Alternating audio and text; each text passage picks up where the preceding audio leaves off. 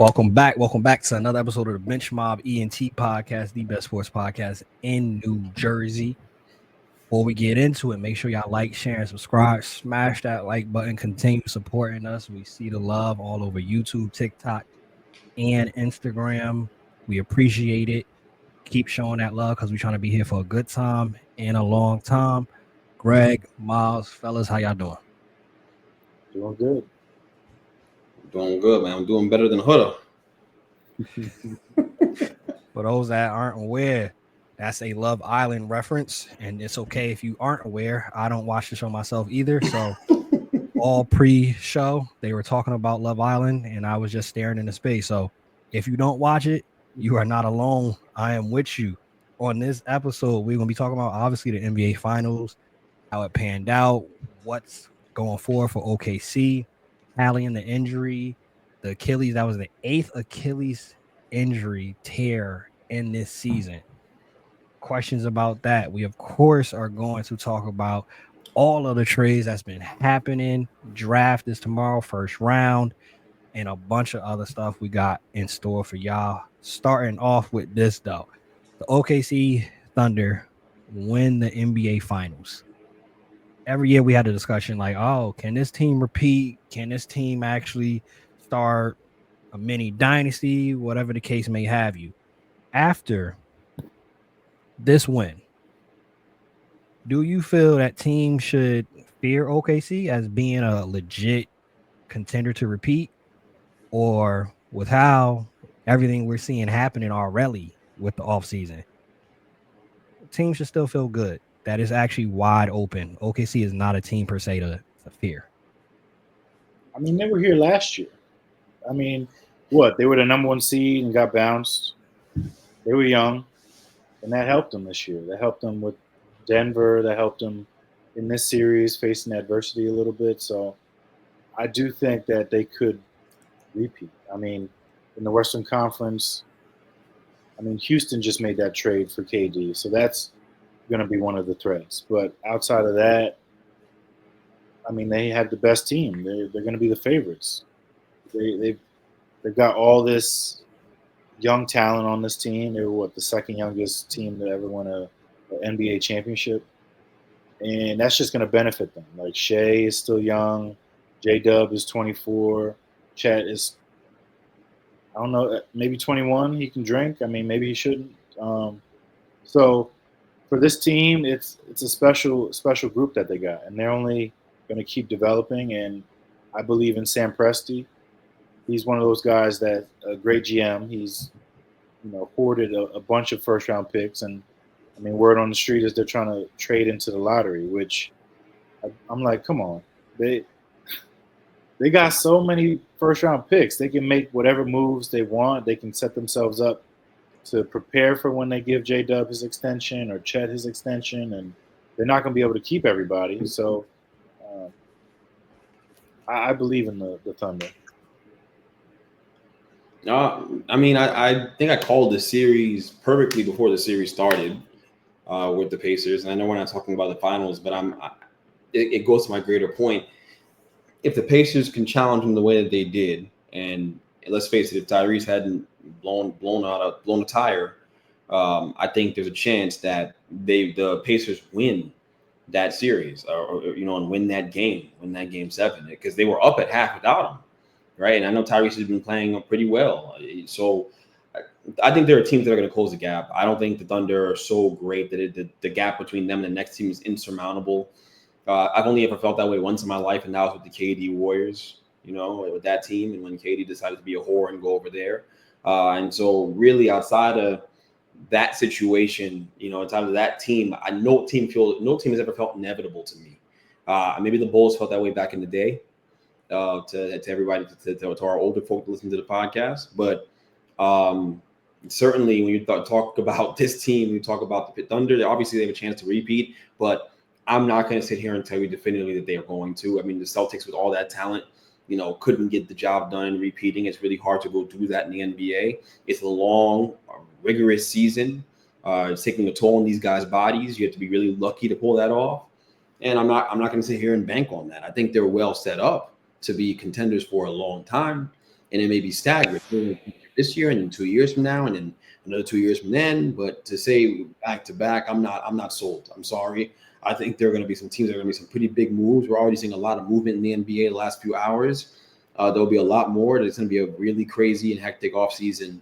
And starting tomorrow on draft night, I'm sure it'll get a little more crazy. So, I'm not going to sit here and tell anybody with confidence that I think this Thunder team's going to repeat.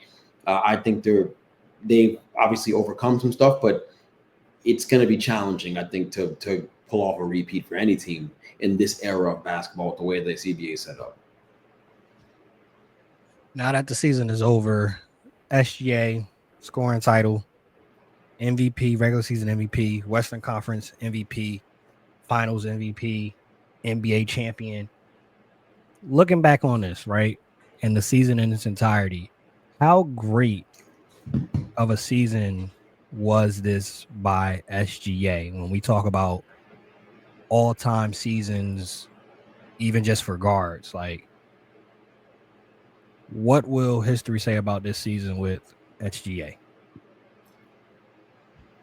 I mean, it's one of the greatest seasons for a guard of all time. People are going to remember it that way. I think people will talk about it that way. I think that if it's funny, I think that if SGA was really the face of the NBA and if he had to bear everything that came with that, there'd be an asterisk on this season, right? That people will talk about the fact that, hey, you only won the championship because Tyrese got hurt in Game 7, right? It's toxic. What comes with that is a lot of toxicity. So he's not going to have to bear any of that, which is good for him and good, and good for his legacy long term. But I also think that it's interesting. I think we're really going to have to take a long, hard look about how we view it as the NBA, because do we care about what this means for his legacy long term? I argue that people may not care because you know why? Because he plays in Oklahoma City. Like, I mean that I don't know that we'll care. I think if you think about the greatest players of all time and the guys we talk about to this day, they played in big markets. Talk about Michael Jordan, Chicago, big time market. Magic Johnson, big time market in LA, Boston, for Larry Bird, big time market, right? Go down the list. Those are the guys we still talk about, right? I mean, LeBron is LeBron. It's different. He played in Cleveland and we still talk about him, obviously, but he still played in big time markets, right? He did. He went to big time markets, but I think regardless, he's market proof. And I think MJ is too. I'm not sure that SGA is. That's all I'm saying, right? So it'll be interesting to see how it ages, and it'll be interesting because like going into that Game 7, and I texted you guys about this. There was no buzz on the internet at all about that game. There was no buzz on TikTok, Twitter, all of it. And Twitter is really where I'm looking. There was no buzz on Twitter at all about Game 7 going into the game. So people really didn't, they weren't locked in. I'm not sure what the viewership numbers are or what they were.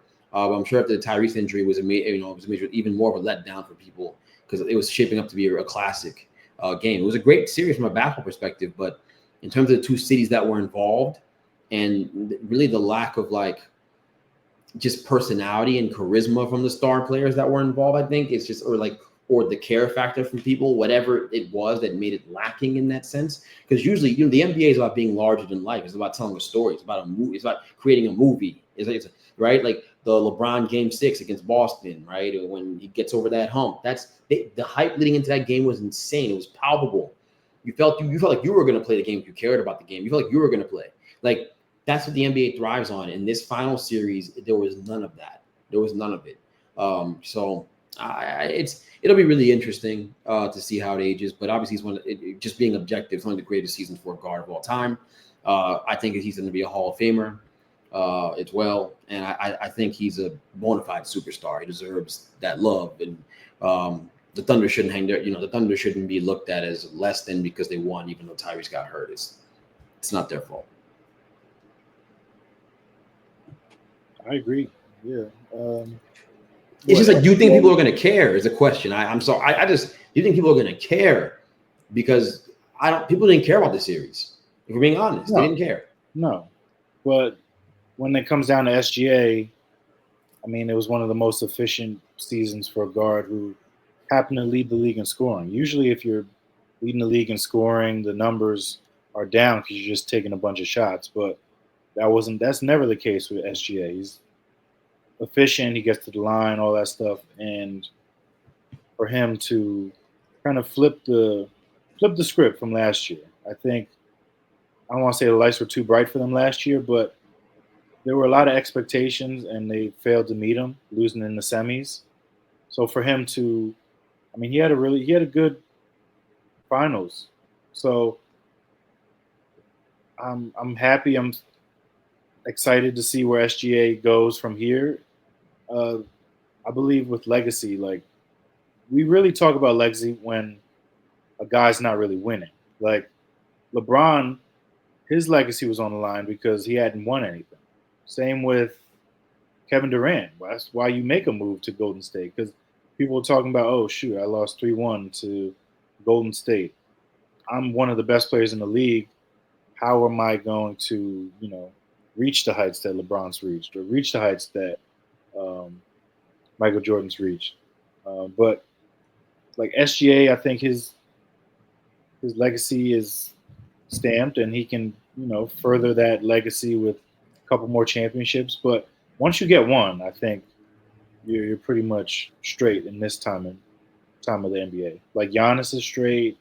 Jokic, I mean, he's stamped and solidified in basketball history. So, well, that's the difference, though, right? If you were a super, I'm sorry, don't. I was gonna say that's the thing, right? Like if you have that superstar, one is not enough. When I grew up, one was not enough for the greats. Kobe, one was not enough for Kobe. One was not enough for Bron. I think the fact that we can say that about this crop of superstars in the NBA right now says everything we need to know about where the game is right now, in terms of having that face to the league, in terms of having that true like market superstar, right? Like the guy that everyone comes to watch, the box office guy, right? Like it wasn't enough for Steph Curry either. If Steph Curry had only won one, he'd get slander because people expect more from him. So where are our expectations for these superstars now? And do we truly even have? We don't have a face of the league. We know that, but like, it's not good for the NBA. We know that this finals felt soulless. It felt soulless, and it's not good for the league. It's just. I mean, there's more parity in the league though. Like the way the CBA's changed, you can't really stack teams like you used to. Like you're not really seeing. This is to combat the dynasties, even though the Celtics made do with whatever they did, but we had to blow things up.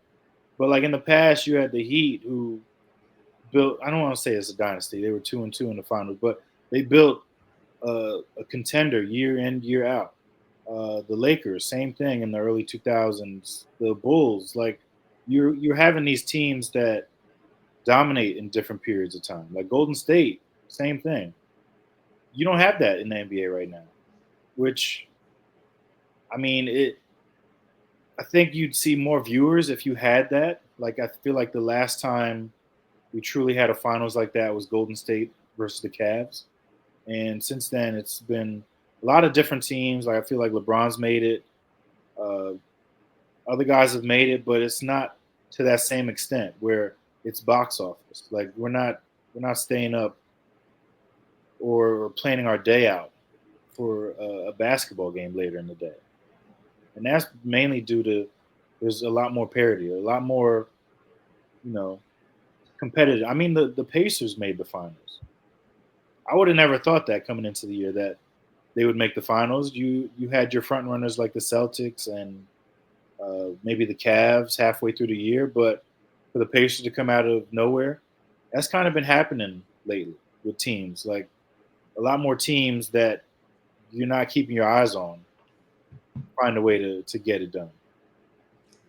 Which is why coming into this offseason, we're seeing a lot of movement, and teams I truly think are looking at these finals like, hold on, wait a minute. The Pacers are in the finals, and they took the 68 win, most efficient team in NBA history, best plus minus. You got the MVP, you got J-Dub, you got Chet. They took them to 7 and was up at half with Tyrese being out with an Achilles injury. Oh yeah, it's up. We gonna shoot for the stars too.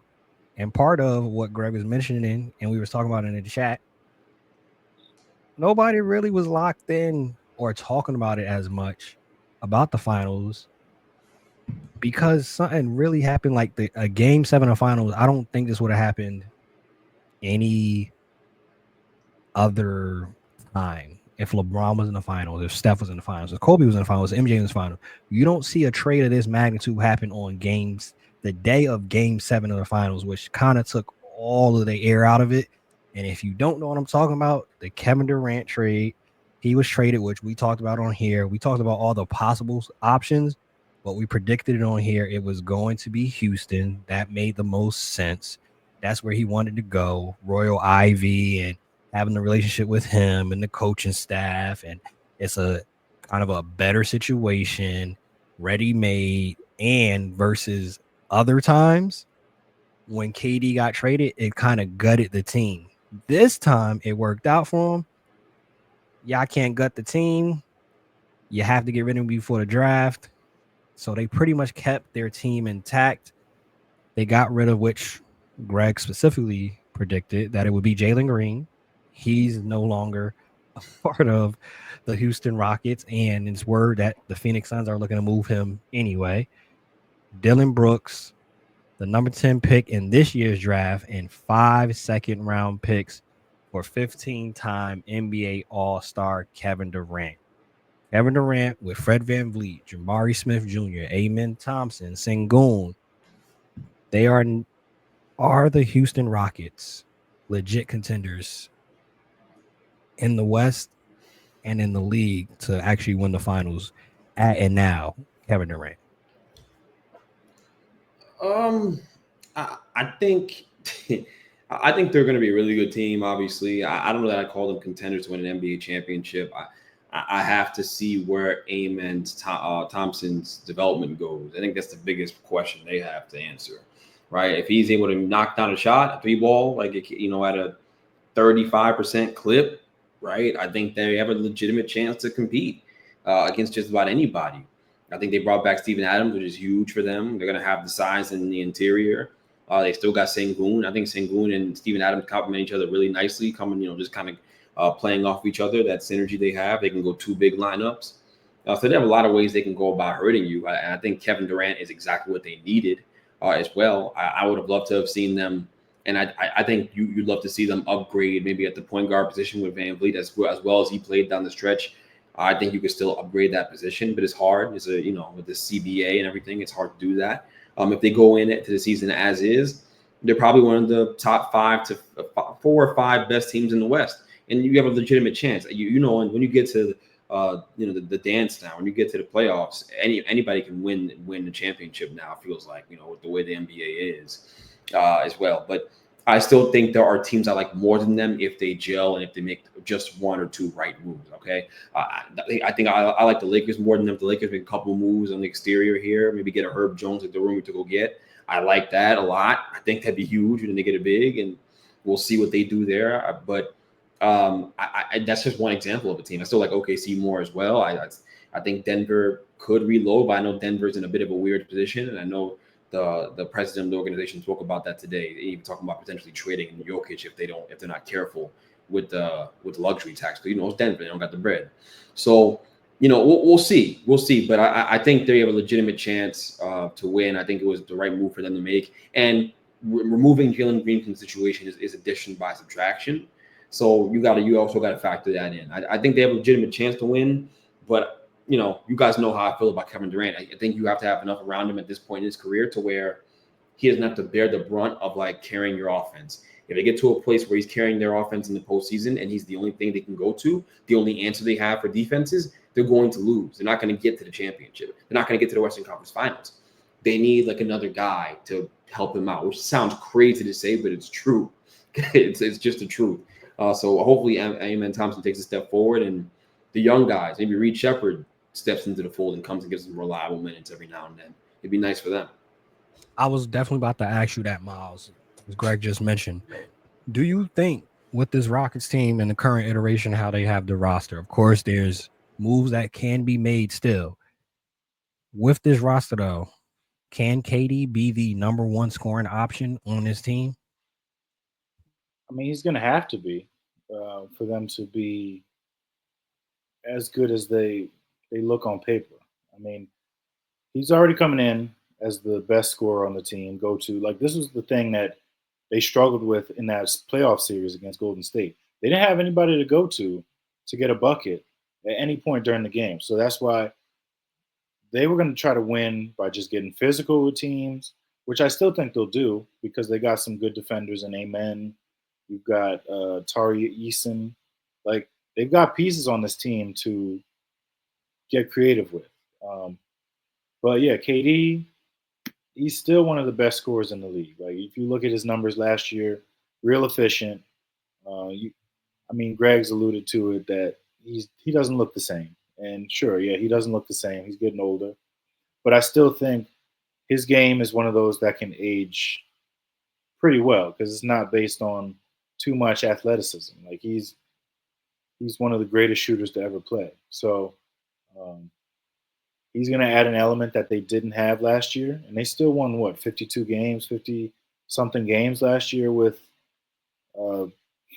Jalen Green as your go-to scorer. So this is already a better step in the right direction. So, and then you're betting on the development of these guys over the next 4 or 5 months going into training camp that they're going to get better. I mean, I'm hoping to see Reed take the reins at some point. I'm not a believer in Fred. I know he had moments in the playoffs last year, but Jesus, I've never seen somebody so inefficient in basketball. Like, I think he's shooting like Enrique in the W. They got the same numbers, so it's going to be fun to watch this Houston team. I'm looking forward to seeing Amen's development. Like, even with all those guys that went down last year, Fred got hurt. He stepped into the lineup when Jabari got hurt. He's different. Like, the Thompson twins, they just move differently. And if he can ever get a jump shot, mid-range, maybe a respectable three-point shot, like this, the sky's the limit for this team. Looking at the other side, the Celtics had a lot of movement as well. They're under now that second apron, which was a huge concern when we were talking about the offseason. It was like, yo, what's the Celtics going to do? They got Jaylen Brown on the books. They got Jason Tatum on the books, Drew Holiday, Porzingis. Well, they get 2 of those players off of their books. Porzingis is sent to the Hawks, which some are saying under our comments that means Trae Young is actually staying. They're not going to trade him. And then they get Drew off the books to the Blazers, Anthony Simons, who is on an expiring deal. And it's already reports that Drew does not want to stay in Portland, which we will talk about where he could possibly go and what teams should be trying to trade for Drew. It's a steep contract, but we will get to that one. Celtics, with these moves, do you feel that they are back in that contention mix going into the next season? I do like the Anthony Simons move. You get off of that Drew Holiday contract, which I don't think was going to age that well. Like, he's starting to hit that decline a little bit as far as his production and stuff. And you take a gamble with Simons. It's an expiring contract, so you can sign him after this. You don't have to. You freed up a bunch of cap space, and then getting off of Porzingis, which, I mean, he helped them these last couple seasons, but the guy gets injured too much. And in this new NBA with the CBA structure to penalize teams that, go over that second apron, they had to shed some of these contracts. Even if they didn't want to trade Porzingis, it was going to happen at some point. So I'm curious what they do next, if they just keep Jaylen Brown or do they finally, make the move to separate the 2 guys, him and Tatum. So that's something that could happen in the summer. I'd watch out for that too. I wouldn't hold that against Brad Stevens. I mean, he traded Marcus Smart, who was a fan favorite, and Jaylen Brown is beloved in Boston. But as a GM, you have a job to do for the franchise. If you believe this can benefit you and prolong your window, per se, then you got to make a move. And From what I'm hearing, a lot of teams are offering some crazy deals for Jaylen Brown because that's an All NBA talent. So you'll be able to get a lot of assets for him. So I'm interested to see what else the Celtics have up their sleeves. I mean, they've been real busy this week. It's only 1 week. Just wait until the offseason starts. Hey, so Greg, I'm gonna ask you this. Just was tweeted recently. Eddie Gonzalez says, that Jaylen Brown for Giannis, 2:37 a.m. Shams tweet at the end of the Celtics moves is going to rock me to my core. Do you think, like Miles was saying, we've seen some of the craziest trade rumors for Jaylen Brown? Do you think that the Celtics pull that trigger, and that if they do, that Giannis actually puts them back in championship contention, just adding Giannis? I think he was being hyperbolic. He was because we saw Luka trade, and even though Luka wanted to be in Dallas for the rest of his career, just like Giannis wants to be in Milwaukee for the rest of his career, it doesn't mean that he's going to stay there. It doesn't mean that they're going to keep him. They're going to do whatever they feel is best for them at any given time. That being said, I personally think anything could happen this offseason. I wouldn't put it past Boston if they move Jaylen Brown. I think that has always been on the table. I think we've been talking about that for years. Like Miles just said, splitting up that pair, and now that they've lost that series, now you're going to be a year without Jason Tatum as well. Maybe it's time. This is the time to rebuild and reshape that Boston Celtics team around Jason Tatum, since that's your guy, which is a choice. But I will say, I did love the Anthony Simons move.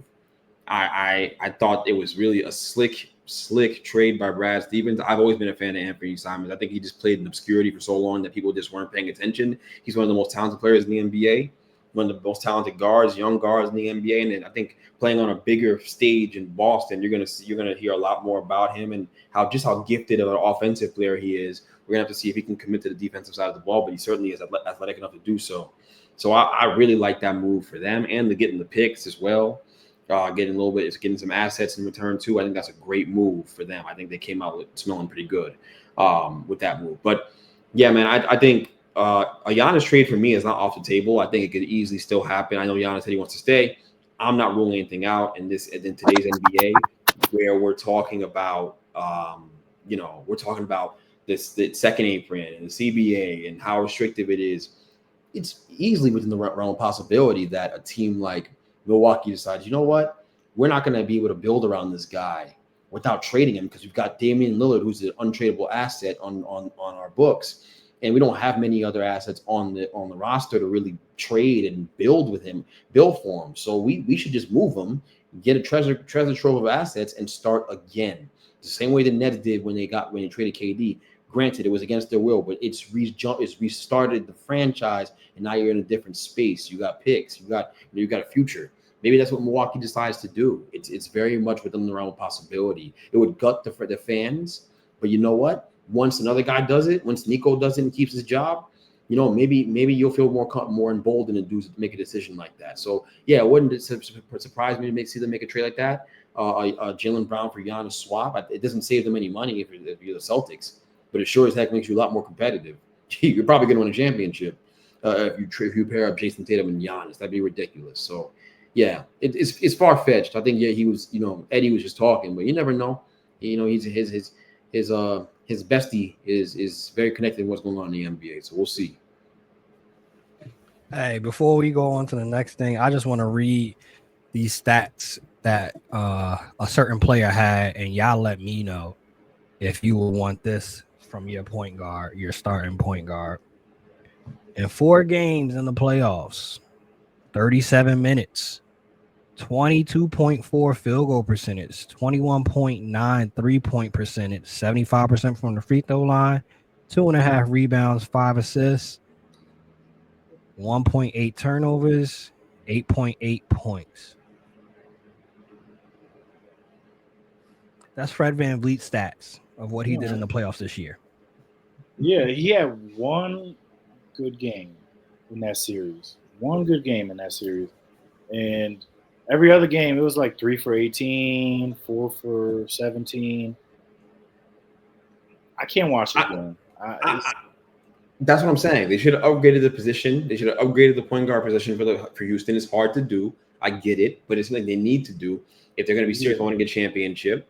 And Reed. They should have developed Reed more. Like I was frustrated this year. I don't know that Reed's a point guard. I'll just say that right now. But but I see what you're saying. And what I'll also say to you too is I know for a fact that I'm not guessing. I'm not telling you an opinion. I know that Kevin Durant cannot be the number one scorer on a championship team anymore. That he can't. He can't. That is not where his career is anymore. That's not the situation that we're in anymore. That's not the time we're in anymore. So people got to understand that and accept that, because the return for Kevin Durant, the return tells you everything you need to know, right? It wasn't that, Houston was just so sly and they have great GM work. No, it wasn't that Raphael Stone made some incredible swing for a move and we should give him an award for executive of the year. No. This is what the league told you. The league, like Miami wasn't going to trade Nikola Jovic for him. Like they didn't want to do that. You know what I'm saying? Like the Spurs said, we'll stand pat. We're good. Like we're not giving up any of these young pieces. Like and back at it, look, when the Nets traded him, it would have been a different conversation because he was viewed differently. Even though I told you then that it was already happening. The decline was started in Brooklyn. It was starting there at the end of his tenure, but people didn't listen. And so now I'm telling you, like, that can't be their plan. Their plan can't be KD, come save us. No, like, great job getting rid of Jalen Green. Great move. Great job bringing in Kevin Durant because he gives you what you need. But we need a little bit more of a scoring punch. They can't be done here. And I think that, addressing the point guard position would really help them. Yeah, I know I was saying it all throughout the playoffs, even leading up in the regular season. I said, y'all got to get off of Fred VanVleet. Y'all got to get off of Fred VanVleet. Y'all got to get off of Fred VanVleet. I know Ime loves him some Fred VanVleet because of the toughness and the championship experience, but that is long gone. That man has been riding that championship for way too many seasons. He's the light-skinned Kyle Lowry. Ain't no production coming from them jokers no more, but they keep getting the contracts because, like, hey, championship experience. He's a good person in the locker room, all that good stuff, which is fine. You keep him on the roster. You need to get a starting point guard in there because he's not a starting point guard. And now that you add KD, that's letting us all know y'all trying to get a chip. If you're trying to get a chip, that's not going to cut it. Fred VanVleet cannot be the person that gets the Houston Rockets to the championship. And this is not KD with the Warriors where he kind of could take that point guard, power forward role, play defense. That's not this iteration of KD that we're seeing. The Nets currently now have 5 first-round picks. Some would say that Sean Marks is cooking. Sean Marks is doing the darn thing. Looking at the moves that the Nets have made so far this offseason, how are you, and I'm going to ask Greg first, and then Miles, of course, you could chime in, but how are you feeling about what your GM, who some often don't bring up as top GM, they mention the Sam Presti's of the world, the Danny Ainges of the world, they mention Brad Stevens of the world, they be forgetting Sean Marks be cooking. How are you feeling about the Nets offseason? And the draft is tomorrow. The offseason just started, and Sean Marks ain't taking no days off. He's already making a bunch of moves. Yeah, I think, the future's bright, man. I think that Sean Marks is making some good moves, and he's been doing this if you've been paying attention. I mean, the way he rebuilt the Nets the first time after or before they got Kyrie and they got Kevin Durant to come join them, it was in the situation just like this with no picks, no assets, and you take on all these bad contracts and you take on like young players that people have given up on, like a D'Angelo Russell or RJ Barrett, like a reclamation project, right? And you do that, right? And because RJ Barrett can be a good rotational piece in the NBA, but he's not a superstar, which is what I was telling you guys. He wasn't worthy of a pick that high. Nonetheless, don't want to get sidetracked. Moral of the story is you do that. You take these contracts that they're off people's hands. You build it. You take out. You position yourself by clearing out cap space so you can be in these deals as a third team and get assets. And then you flip these assets for a big time player in the long run. I think you're seeing a very similar kind of game plan, because Sean Marks isn't really a passive guy. He's aggressive, just nature. And so I think he's going to try to trade up in the draft. I think that's the move that'll probably happen here. And I think that's why they went out and got the 22nd pick in the draft today. Because, like, think about it. Like, why would they do that? Why would you acquire a 5th first-round pick? And they did it they actually gave up nothing to get Terrence Mann, the 22nd overall pick. They attached the 22nd overall pick to Terrence Mann because they didn't want the money anymore. They want the money off the books because of the CBA over in Atlanta to clear some space. So the Nets position themselves. I think they're going to try to trade up. I think the Ace Bailey to the Nets smoke is real. I think Ace Bailey wants to be in net. I think the Nets have some interest in him. I think they're going to try to get up there and get him. And if not him, then it's going to be Jeremiah Fears or my man from Texas. Why am I forgetting his name all of a sudden? Trey Johnson. Trey Johnson. I think they're gonna try to get up there and get Trey Johnson, who's an incredible scorer as well. So they're gonna make a move to move up in this lottery. I don't think they're staying pat. You don't get these picks and this ammunition to sit there and just take your pick at 8 and then pick at every single spot you have all these picks at. It wouldn't make a whole lot of sense. 5 first rounders is cost prohibitive. They have the money, but you don't really want to do that. And so I think they're going to make a move up in the draft, and I think that's what they're looking to do. So I'm excited about it, man. I think if I had a wish for the Nets this offseason, it was A, Giannis, which isn't going to happen. B, it was to be aggressive in the draft if you didn't get a top 5 pick. And it's good to see that Mark is going to do that. And he's going to probably make a move with picks to spare. He'll still have like multiple first-round picks to use after a trade-up, which is the most exciting part about this. So a lot of targets the Nets can go get.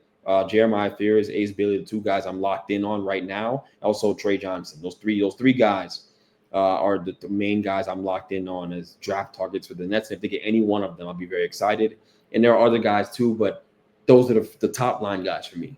And then we can talk about secondary guys like the kid from Arizona, Bryant. I'd like him a lot too, but a different conversation. And that ain't gonna get me excited the way those 3 guys would that I mentioned before. Yeah, I mean, for the Nets, you don't have to chime in. No, I was waiting. I wasn't sure if you're gonna say anything. For the Nets, I think there's a lot of different avenues that they could take. They could try to trade up, which it does seem to be pointing that direction.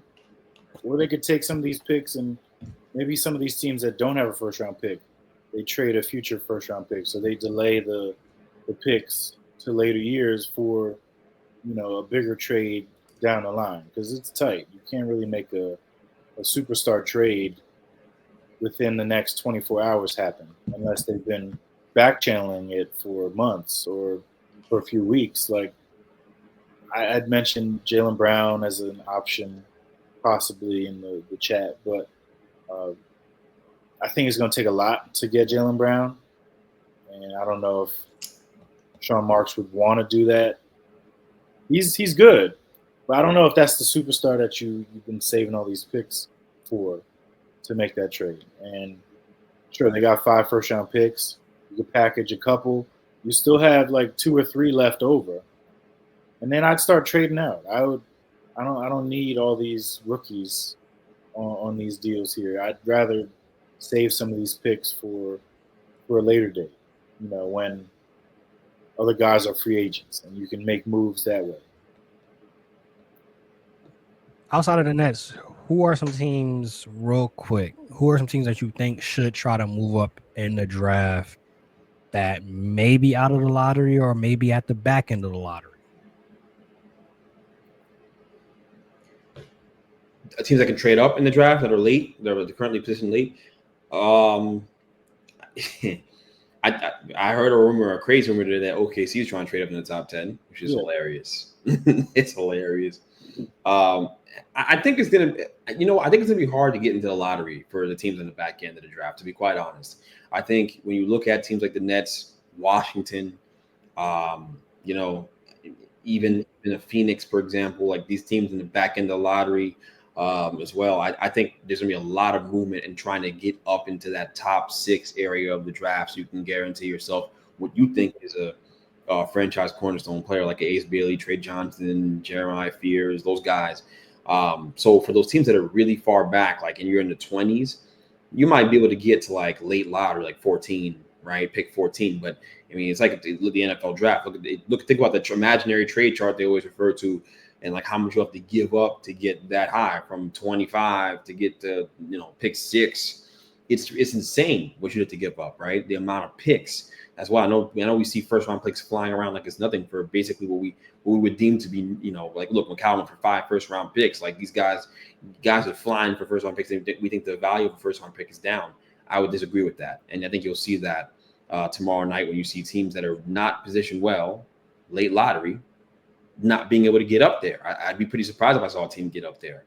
So I guess the answer to the question is kind of like, hey, I think the late lottery teams are more likely to move up to the team all the way in the back end of the first round. I just don't really see it. They may reposition themselves and get up a couple picks, but if you're talking about getting into like that lottery area, I don't see it. But I've been wrong before. We'll see. It doesn't happen often, but I've been wrong. Hey, so we mentioned Houston needs a point guard. Do you think there's a point guard available that can actually help this team at 10? Is Houston positioned at 10 to get him for a first rounder though? I thought it's the Suns are. The Suns are, right? Well, because it's the Suns traded it. No, the Rockets traded it to get to the Suns. Yeah. Yes. Well, the Suns got a whole bunch of problems. If we want to flip it into the Suns, we can talk about the Suns. Okay, they need a point guard. So a point guard. Their team is made up of a bunch of 2s and 3s. They don't have a forward. They don't have power forwards. They don't have a center. They need everything. They need everything, and so they have to make a bunch of moves. They're really starting from scratch. And the best path forward for the Suns is to trade Devin Booker, which they're never going to do. But it is because in this again cost prohibitive CBA. You're going to need to be willing to part with certain assets. This is why the Denver Nuggets president today came out and said, hey, like if we're one bad injury away from having to think about trading Jokic, because that's the way this thing goes. Like you can't justify the amount of money you're spending in that luxury tax with paying for a superstar to be on your team if you're not going to be competitive. So if you're a team that's cash strapped, you think about making a move like that. Now, I'm not saying Matt Ishbia is cash strapped, but you got to build this thing out the right way. As far as Houston and them making an upgrade, it's going to have to be on the fringes. It's going to have to be like a free agent pickup. It's going to have to be like a second-tier free agent, third-tier free agent. It'll be like a Chris Paul, like someone to kind of help him float, a D'Angelo Russell mid-level exception guy, kind of like that, right? Like Alonzo Ball trade, if you can match the money up, would be very interesting for Houston if you could make a trade for Alonzo Ball. But there is a long line of suitors for Alonzo Ball. He is coveted around the NBA. So I think it's going to be tough for them to make that kind of move. But we're going to have to wait and see. I think there are moves to be made, and I think they're going to have to really address it. But easier said than done for both teams, Suns and Houston. I misread that. That's me. They actually, like I said, Phoenix actually is at 10, not Houston. But a team that is at 7 that I know are the Pelicans. The Pelicans are at 7. They made a trade also.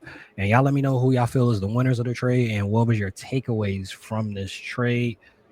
The Pelicans have agreed to trade CJ McCollum and Kelly Olynyk and a future second-round pick to the Washington Wizards for Jordan Poole, Sadiq Bey, and the 40th overall pick in the second round of this year's draft. Thoughts on this trade? Who won this trade? I think the Pelicans won. I mean, no matter how you feel about Jordan Poole, I think he's a talented combo guard in this league. And I mean, you're getting off of CJ McCollum, who, I mean, there was no real future there. You're not really competing. But at least maybe you can see if there's something there with Poole. Or if you want to trade him at a later date, whatever. But you're getting off of the McCollum contracts. You're bringing in a young, talented, but, erratic guard in Jordan Poole. But these are the gambles that you kind of want to take if you're the Pelicans. Like, they've got talent on this roster. And he's a good scoring guard in this league. You've still got Trey Murphy, Zion. You've got pieces on this team. I'm not saying that they're competing for a championship, but this does help them, be a little more competitive. I don't know what their direction is over in New Orleans. They got a log jam at 3 position with Bey and Bey and Trey Murphy and Herb Jones. They got a lot going on at the 3 position. and you're paying a lot. That's a lot of money to pay for a guy coming off the bench, right? There's a lot of money to pay, like for Sadiq Bey. If you're going to bring him off the bench as your backup 3, I'm pretty sure he's on a contract that's still pretty substantial. I don't think it's like a small contract because Washington made that move specifically to shed money. So for me, honestly, I like to trade more for Washington. I think it shows direction. I think every team's going to try to rebuild the same way in that Nets manner where you take on bad contracts and pile up assets so you can be prepared in the future to pounce on an opportunity to get a guy that may not come join you in free agency or whatever it might be. So I like that move for Washington more than I like it for a team like the Pelicans because I don't know what the Pelicans' direction is. I think that if you're talking about teams like Boston trying to shed money, right? Like they don't want to spend that kind of money with the ownership group they have. What in the world makes you think New Orleans wants to spend that kind of money and be in a luxury tax for a long time, right? Like I don't see how that makes any sense for them. So I think that they're going to have to make a decision on Zion. I think it starts there. The freaky big man has to be either play good basketball this year and then take a step forward and be in shape and stay out of the news for all the wrong reasons, or he'll be out of there. And then once you make that decision, it gets easy to make decisions on Trey Murphy and also on Herb Jones. And when I hear Herb Jones' names in trade talks, right, through The Athletic, through real reporters that are respected, I know that the money conversation is happening in that front office. They're like, yo, we're not going in the luxury tax for this team. We're not winning a championship.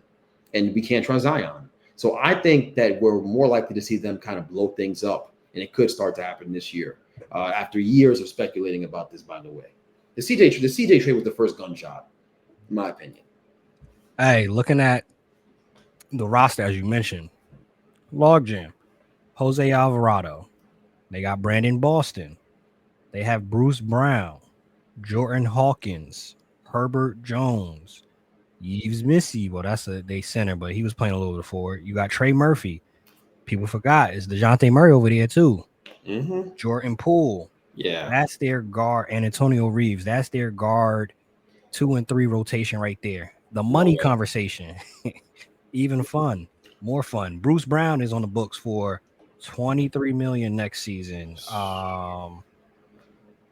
Then we looking at Herb at 12. DeJounte Murray's at 29. Jordan Poole's at 29. And of course, Zion is at 36. Yeah, like it's too much money for a team like them to pay. Like they're going to make a move. They're going to blow it up. It's inevitable. If they don't do it this summer, they'll do it next year. But that owner, who we don't, the guy who has to deal with the Smoothie Kings, for crying out loud, if that's your main source of revenue, then you're going to be making trades to get up from under the salary, the luxury tax. You're not staying in the luxury tax if you're the New Orleans owner. So I think they're going to make some trades. They'll be very active. They're going to be trying to get assets in the draft and stockpile picks. That's what they're going to do. But it starts with making a decision on Zion. I think this kind of like weird game they've been playing since he got there, it ends soon. It's going to end soon. They'd rather trade him when his value is high as opposed to trading him when he's known as, Mr. Freakoff or whatever he's known as. So we get to see what happens there.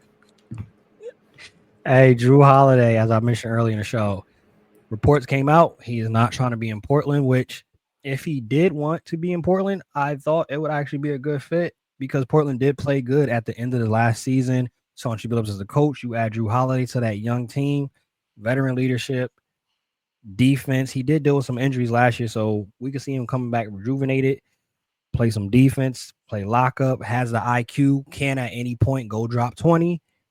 Reports came out, though. He's pissed, was blindsided by this, and has no desire to be in Portland. More than likely, he is looking for a trade. I don't think he wants to do a buyout because I don't think he's going to see $37, $38 million a year ever again on a contract. If you do a buyout, he has to take less. So I'm pretty sure his agent, they are working overtime to try to get him traded. What team or teams should be in this Drew Holiday sweepstakes of we need to add him to our roster? Minnesota, maybe? I mean, they don't really have a point guard. And, I mean, Rob Dillingham, for whatever reason, didn't really play that much, didn't develop as well as they would have thought. and you've got Mike Conley, who's one of the oldest players in the NBA. So, sure, Drew Holiday's still going to be up there, but he brings a defensive presence. He's bigger. He's a smart player. He's a winning player. So, if you want to add something to this team, which they were really pressing to get Kevin Durant on this team, um, it's a gamble, but I feel like with this window that they have with Ant, you got to start taking some swings here and there. And I don't know how much it'll cost them. Maybe they can get off of some bad contracts if they have any, but it's worth a sniff around for the Timberwolves. And then who else? Brooklyn? Could Brooklyn be a spot? It's a bad contract. So you talk about assets. So it's another thing about collecting assets and moving that way. Even the Pistons, who knows? There's other teams out there that Drew Holiday can help. Like, he's still a solid NBA player. He's not what he was 3-4 years ago, but yeah, he'd be a good addition to some team. I mean, yeah, I think Drew is going to have his fair amount of suitors. The money situation is tough. Obviously, you got to match the contracts, and do you want to give up the amount of money going the other way, the amount of assets going the other way that it would take to kind of get a guy like Drew in your building? I think a lot of teams would probably tell you yes, he's still a high level defender, still knocks down threes, and I think playing on a team that doesn't make him take 75 threes a game, right, like Boston does, you can actually see a bit more value in the way he plays basketball than you did before. So no, I look, I don't think it'll be a salary dump, but it's hard to kind of get a read on these things. A contending team will try to make a move for him. I'm sure they're already making calls. I'm sure it's already happening. But again, it's about the money situation. I think Houston would be a great place for him. It'd be a pretty substantial upgrade over Van Vliet right now, what he is. But again, money situations make it tough. Right? I think there are plenty of teams, like even the Lakers, could be interested in that guy. But again, you can't get everybody, and you got to address the big. So it'll be interesting to see where he goes. I think Minnesota would be interesting because Conley's getting old. But does Drew Holiday make you like a championship team? I'm not like he'd help you.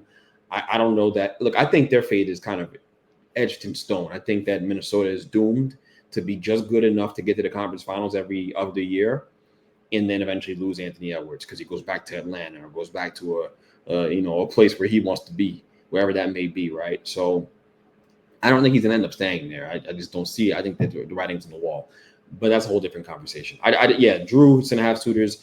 It'll be tough to match the money. You think about big time teams that could go at him.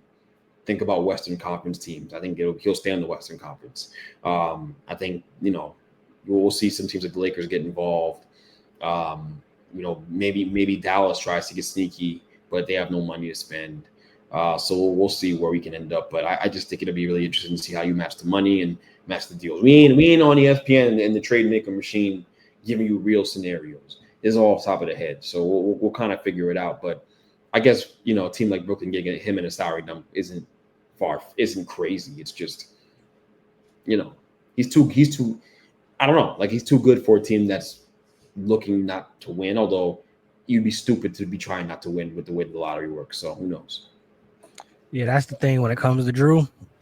If somebody tries to do a salary dump, it has to go to a team where he actually wants to play for them, which I think he's earned that in his career at least, to go to a team where he actually wants to play. Portland, like I said, I think adding Drew Holiday to that Portland squad to help scoot out Shai and Stark still over there clinging if he can stay healthy. They were making some strides last year at the end of the year, so I thought it was going to be a nice addition. I was going to ask y'all, adding Drew Holiday, does that make them a playoff team? But Drew don't want to be there, so. Well, yeah, and we can tell Drew that he can join the long list of black people that Boston is screwed in the history of the city, in the history of the organization. Okay, so they don't tend to do right by black people over there, and he shouldn't be too surprised that that's how it went. I'm sure what happened was they asked him, "Well, where you want to go?" You know, you have to win a championship. We're going to do right by you. And then they sent him to Portland in anyways, right? In spite of whatever he told them. You know, Portland wasn't no destination he chose. So, I feel for him. He deserves the opportunity to make a decision, but understand that in this CBA and the way the NBA is operating now, and with the new rules, the new aprons, they're not going to be thinking about the player. This is not about what the player wants. The organization is going to make the move that's best for them.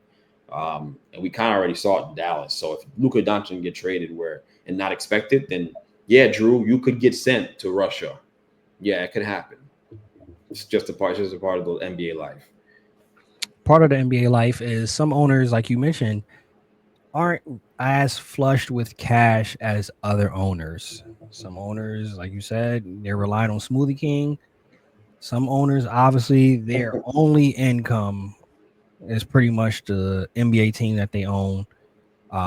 Some franchises run the teams like the local bodega in New York is not run properly, professionally. And if you haven't caught on what I'm talking about none other than the LA Lakers, which is reported. It hasn't been finalized, but it's reported that they are selling the Lakers to the Dodgers owner, Mark Walter, for $10 billion, record breaking. For some reason, Jeannie Buss believes that she is actually going to still be the governor and make decisions. Hopefully that is not the case. And there's been some pushback and some negative comments on how he's going about getting his money. And if y'all want to talk on that, of course y'all can. That he is going, I believe he's getting it from the Saudis. That's where a lot of the money is coming to fund this deal, which maybe was it 2 years ago when we were seeing like Live the golf, and then we were seeing them offer the soccer players crazy bread. I think Washington also, the Wizards also got bought by the Saudis too or something. I don't know. They were by a Saudi group. Yeah, some people are up in arms about that. But this sale, whenever it does get finalized, what does this mean for the Lakers organization? It means everything. It means everything. It's a big deal. I mean, that brand, you would expect them to be, you know, the way they go big for superstars, and that's what their reputation is. It's been the most ironic thing in the world because in behind the scenes, the Lakers operate like a small mom and pop shop. You know, they didn't have a pro development team, right? Like, I think the coach I think they were having one coach like work double time. Miles Simon coached the G League team and also be like the shooting coach for the Lakers pro basketball team, like the actual Lakers team. And then they actually like let go of a shooting coach, Mike Penberthy or something like that. Let go of him, and they hadn't had a shooting coach since he left, which is 2020 when they won the championship. So they've been cutting costs, cutting corners for a long time over there because the Busses don't have an incredible stream of income, right? The father was the big money guy, right? It was Dr. Buss. It wasn't the kids. The kids don't have the business savvy that the father had. So it's been tough for them to kind of keep this thing afloat and to put a product on the floor that Lakers fans sure as hell think they deserve. I mean, they'll let you know about it if they don't get what if they're not winning championships over there. So, I think this is huge for them. I think that Walter has a history, obviously, with the Dodgers in terms of going in there, maybe keeping people around, right? So like a Jeannie Buss, he's doing that now. He'll keep some key people in the organization around, with Pelinka, and then he'll assess what your strengths are, what your weaknesses are, where he thinks that the organization can get better, and he has no problem firing you on the spot if he thinks that someone can come in and be better. And he'll spend top dollar to go in there and make moves that he thinks they're going to push the team forward. I think they're going to go into the luxury tax the way that you saw Boston go into luxury tax, except this time I think they'll sit there for a while and be comfortable doing so. So I expect them to be really, really aggressive. It's just like a matter of when. I'm kind of waiting for that first trade, and I think we'll see a couple other things happening for the Lakers. If not, I think they're going to be really aggressive this year with LeBron being on the way out. I think they're going to want to really get one while Bron is still here. And they'll have the ammunition to do so financially and not fear a penalty for a second apron. So it means everything for the Lakers. I think they're going to be much more sustainable as an organization moving forward. as a team that can win championships and compete for championships consistently in the Luka Doncic era. And moving forward, I think you're going to really see them be like the Yankees were back in the day, buying championships. It must be fun when you're rooting for that, when you're on that team. I know, I should know. It's fun when your owner's richer than, the Greeks were. So hopefully, you get a chance to experience that as a Lakers fan here with the sale.